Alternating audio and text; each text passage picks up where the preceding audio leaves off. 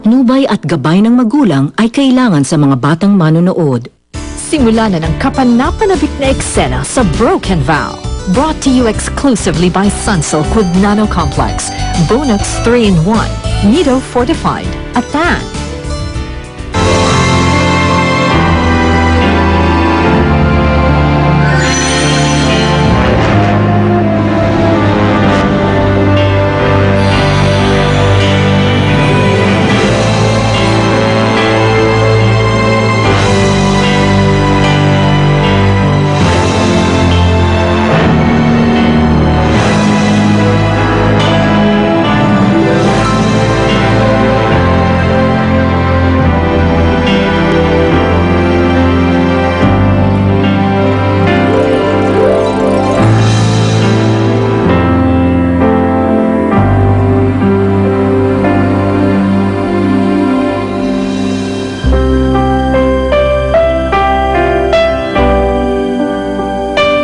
Minsan, dumarating tayo sa punto ng ating buhay. Nasuko na lang tayo. Na ayaw na natin lumaban pa. Dahil, ano pa ba ang silbi ng paglaban kung alam mo na talo ka na?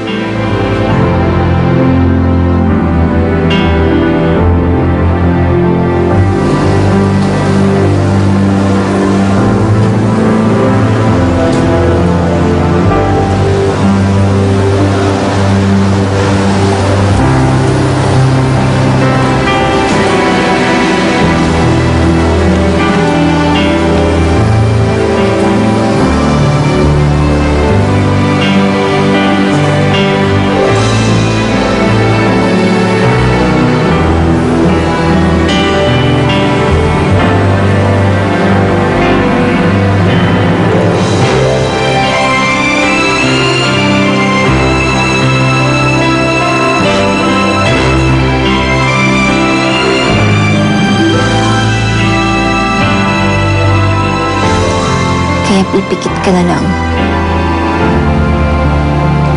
Hahayaan mo na lang na ilipad ka ng hangin.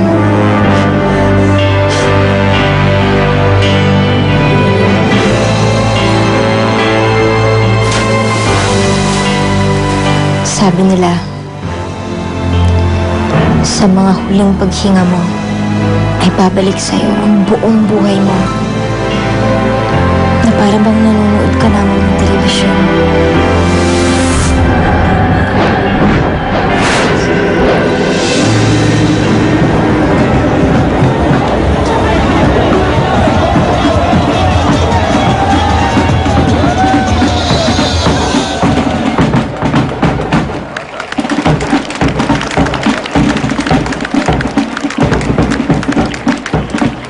Maraming salamat sa mainit niyong pagbati sa amin.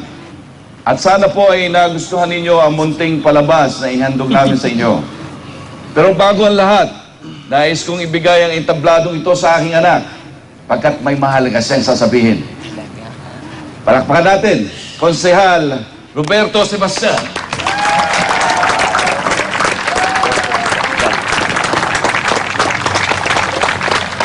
Salamat pa.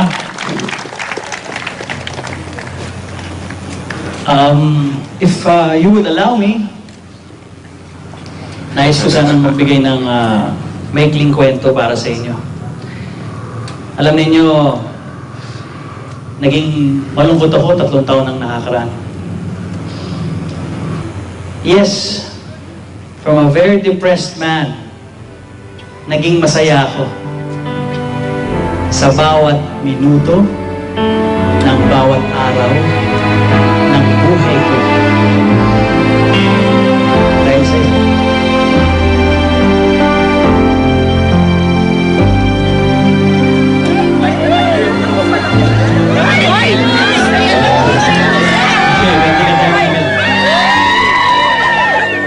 Ayoko nang maging malungkot pa muli. Ayoko nang mawalan ng direksyon ng buhay ko. I want to wake up every morning knowing that you'll be there right beside me. Mahal na mahal kita, Melissa. pa sa buhay.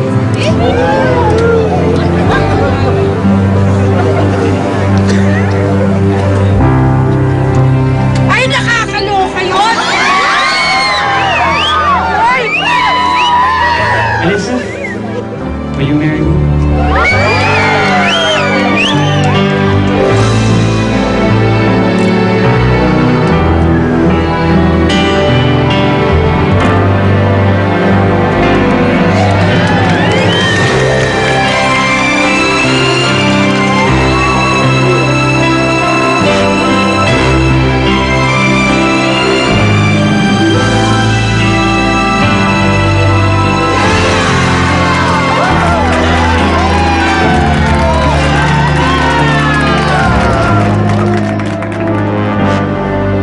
Ikakasal ka na? Opo, Nay. Nag-propose kanina si Roberto.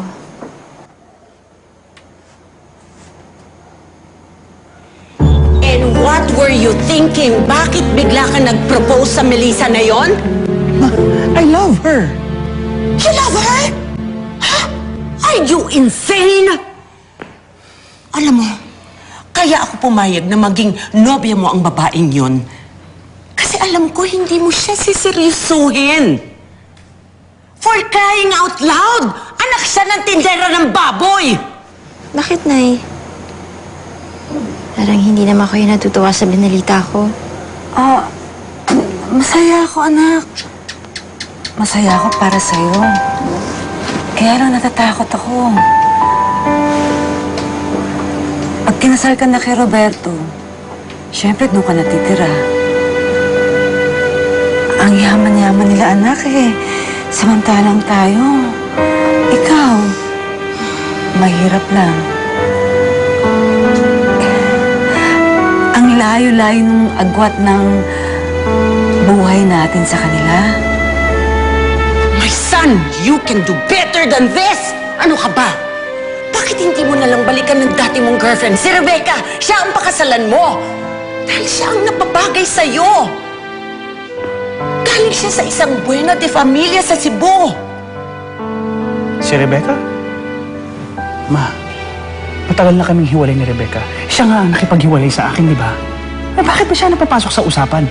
Si Melissa ang mahal ko, kaya siya ang pakakasalan ko. No way! Rosana! Tama na yan. Iniisip ko lang paano kung hindi ka matanggap ng mga magulang niya. Paano kung api-apihin ka dahil mahirap ka lang? Nay.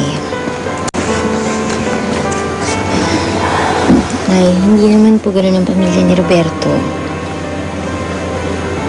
Kahit mahirap tayo, tanggap na nila yun. Huwag po kayong mag-alala.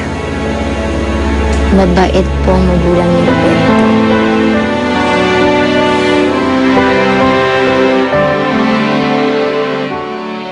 Lucio, you will not allow this. Hindi mo papabayaan na makapasok dito ang Melissa na yan! Malaki na ang anak mo. Kaya na niyang magdesisyon para sa sarili niya. Alam niya kung ano tama o mabuti para sa kanya. Kaya kung gusto niya mapakasawa sa Melissa, let it be. Huwag mo nang tutulan pa.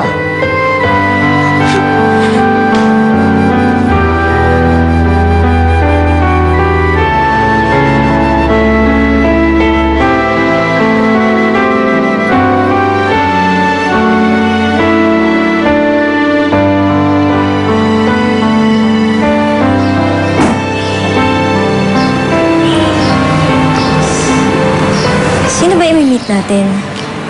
Yung wedding coordinator. Gusto ko na kasing madaliin yung kasal natin.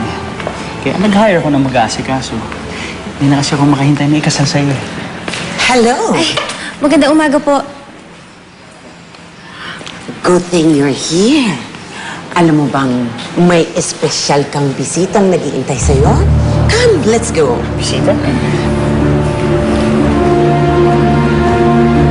Rebecca?